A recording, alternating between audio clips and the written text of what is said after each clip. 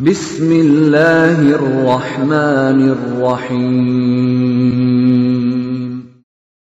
Waltakum minkum ummatun yad'una ilal khairi wa ya'muruna bil ma'rufi wa yanhauna 'anil munkar.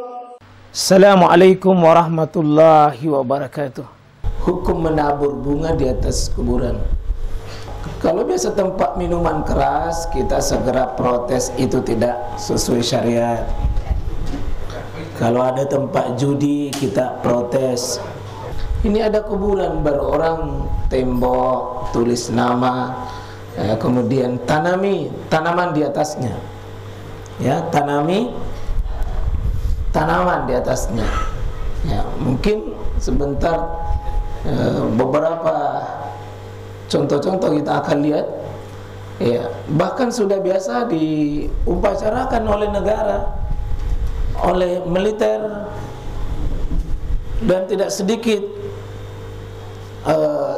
seperti upacara mapacing itu. Kalau ada pengantin, satu persatu maju. Apa acaranya? Acara tabur bunga. Acara tabur bunga. Kira-kira begini Pak ya.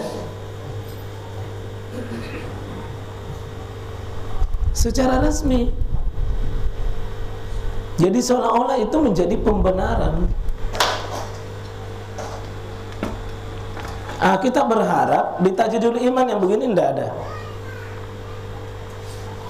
Di kuburan Riyadul Jannah nanti, biar orang besar tidak boleh masuk ini.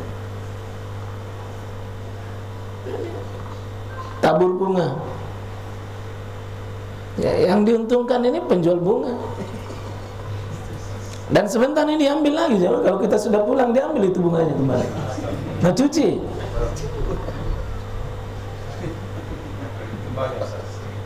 Cuci. Ya. Coba ya. Coba tanya ulanglah. Agama kita ini yang dibawa oleh Nabi bernama syariat Islam. Mana dalilnya ini? Mana dasarnya begini? Kecuali sekedar tasyabbuh, meniru-niru. Meniru-niru. Yang pertama lakukan begini Mbak kaum Nasrani. Meniru-niru. Ada sebagian kaum muslimin mencoba memaksakan bunga ini dengan sebuah kias, sebuah perumpamaan yang mereka mau gunakan dengan pakai dalil ini. Ya, mungkin bagusnya sebelum saya bahas, mungkin Tabek bisa dibantu Pak diterjemahkan supaya ini, coba kita tolong, supaya sebelum saya bahas, saya ini ya, dari Ibnu Abbas radhiyallahu anhu, ia berkata, Rasulullah sallallahu alaihi wasallam melewati dua buah kuburan. Lalu beliau bersabda, sungguh keduanya sedang disiksa. Mereka disiksa bukan karena perkara besar dalam pandangan keduanya. Salah satu dari dua orang ini semasa hidupnya tidak menjaga diri dari kecil.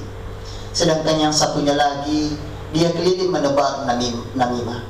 Kemudian beliau mengambil pelepah basah. Beliau belah menjadi dua, lalu beliau tancapkan di atas masing-masing kubur satu potong.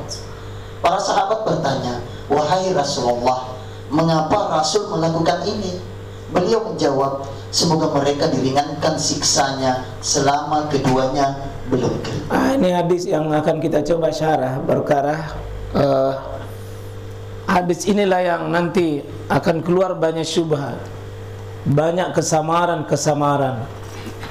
banyak perkara-perkara yang mencoba menghubung-hubungkan, mencoba membenarkan perilakunya dengan perbuatan Nabi ini, dengan kias, istilahnya analog, yang mau dikias-kiaskan.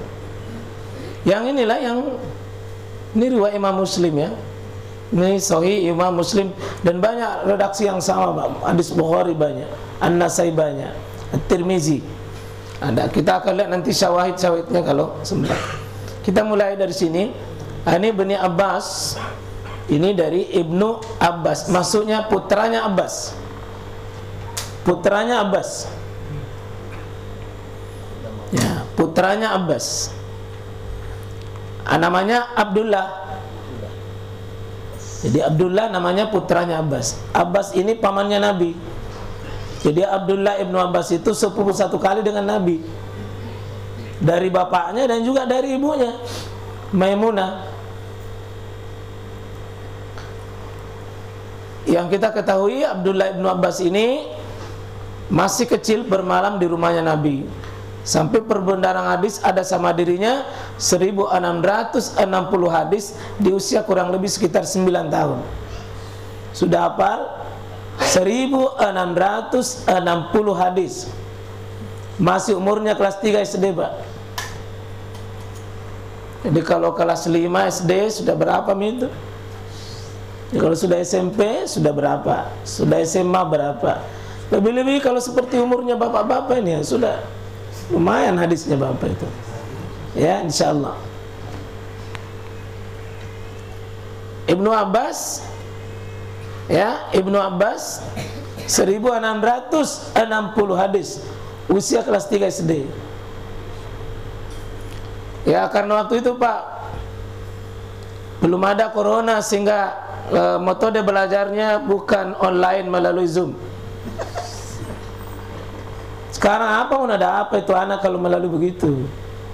Yang ada kepura-puraan. Pura-pura foto anaknya mengaji supaya dibilang mengaji. Bohong. Oh, banyak rekayasa orang tua hari ini. Gimana mau menjadi soleh anaknya kalau mengajari berbohong?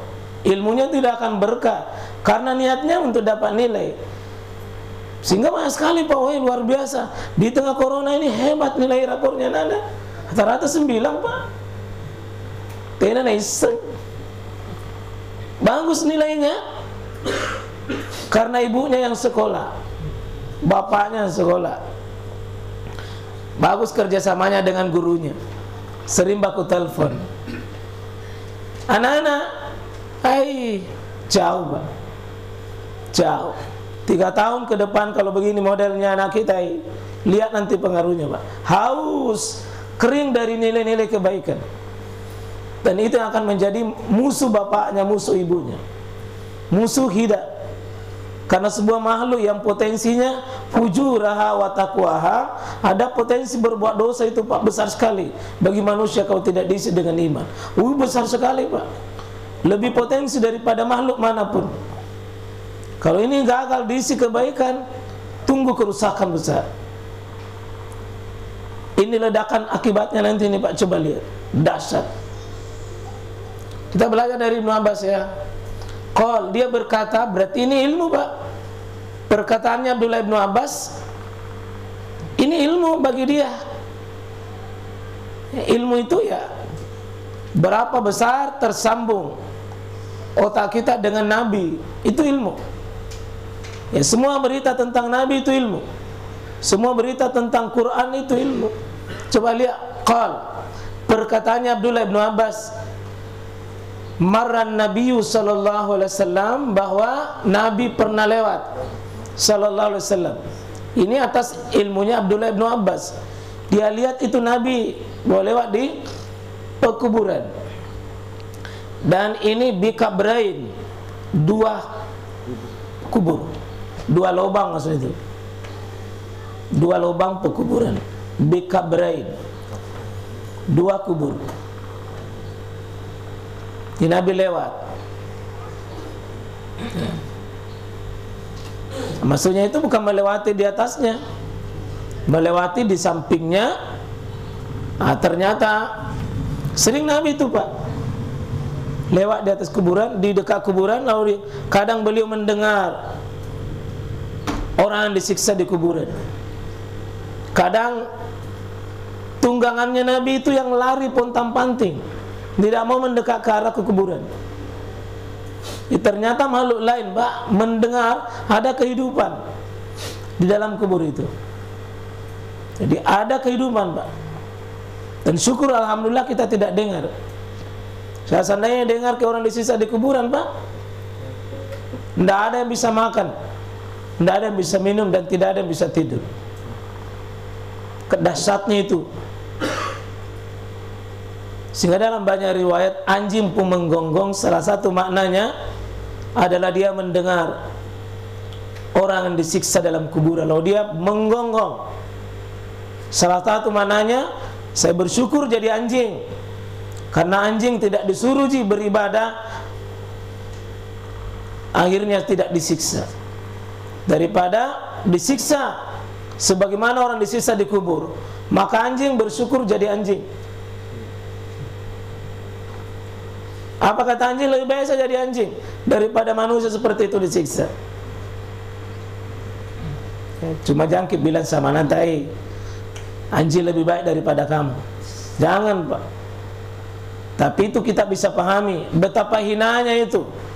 Kalau ada satu rumah tidak mau beribadah, tidak mau taat sama Allah, apalagi waktu azan, waktu sudah sholat, lalu tidak ada yang goyang, masih depan pegang remote, pegang HP, tidak ada bergerak, itu kehinaan, Pak. Kehinaan di rumah kita. Ya, semoga ini tidak terjadi, Pak.